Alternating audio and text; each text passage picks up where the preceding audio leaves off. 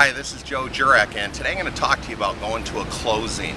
A lot of you are looking at doing deals, but I know there are some new members out there and maybe you haven't even gone to a closing yet. When you get ready to close on a property, they normally prepare what's called a closing statement or a HUD-1. On one side of the closing statement, it gives the charges and what's going to be assessed to the buyer, and on the other side, it shows the charges and what will be assessed to the seller.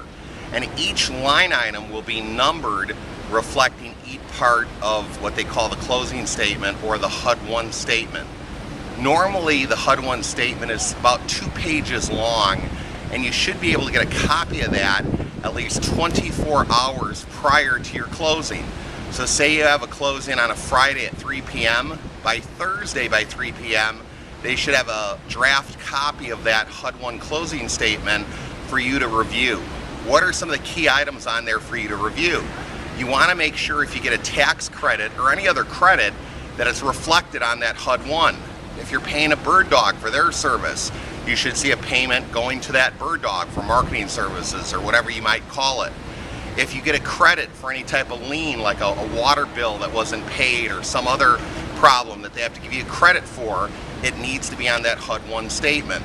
So make sure you take a look through the HUD-1, calculate all your credits for any outstanding bills against the property, such as water, because don't forget, water follows the property, not the property owner, as well as maybe for property taxes that have accrued but not yet paid.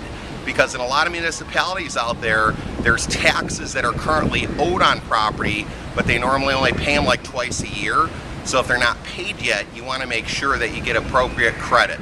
So when you go to the closing, you'll feel better prepared. And by getting it 24 hours ahead of time, that will give you enough time to go back to the closing agent, whether it be a title company or an attorney that's handling the closing, and make sure you get the appropriate credit, or if you have any questions, they get answered prior to closing. Because a property does not sell until after everybody signs those documents. So even though you might be on one side that you think you're buying a property or on the other side that you're selling, a lot of times you almost have to play the go-between between the attorney or the realtors or the title company. So don't sit back and think everything's going to happen. Take a more proactive approach and actually get more involved with the closing prior to the closing date. Because a lot of times it's hurry up and wait, and then at the last minute they always need a document or they need something from you. So if you take a more proactive approach, it should go a lot smoother at closing.